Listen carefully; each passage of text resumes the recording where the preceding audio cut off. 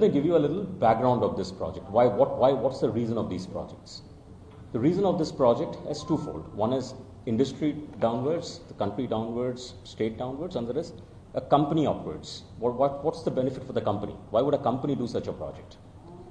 Now, when Andhra Pradesh, for example, got bifurcated in 2014-15, the brief to us was that this part of the state has been primarily an agricultural state. When you're an agricultural state, unlike the other part of the state, where IT had by then got established in a big way, it was a primarily an agricultural state. Now, when you say industrial infrastructure, it is not about building roads and building corridors and building industrial lands. It's also about building the people who are going to work in that industry.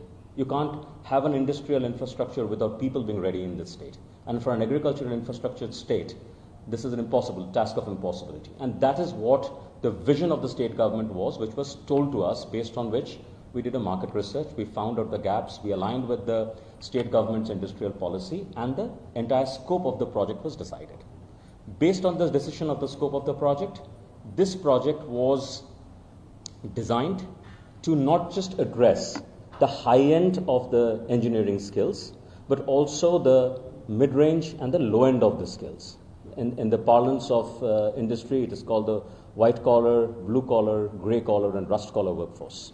And that's the reason why there are Center of Excellences, there are technical skill development institutes, and so on and so forth.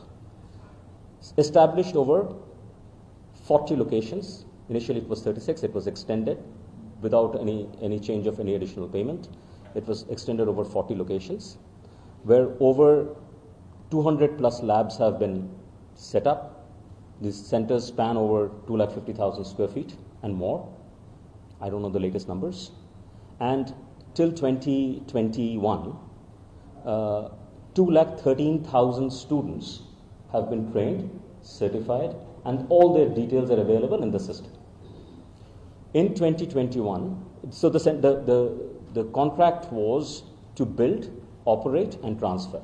Build, then operate for 2 years, handhold for 1 year, and then transfer this at the end to the government. All of the phases have been completed. In fact, it took more than 3 years, not thanks to COVID. The center was additionally run. Handover wasn't possible. And in 2021, these centers were handed over.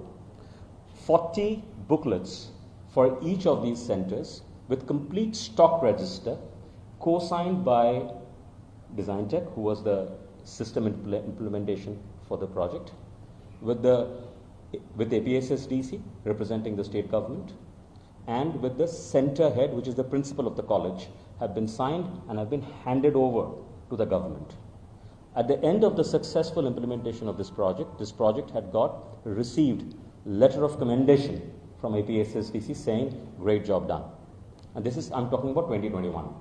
On the same 2021, the letter of commendation has come from the managing director of APSSDC, not some officer. I was not in Siemens. This is my after knowledge. 2018, I left. I had no understanding of what was happening.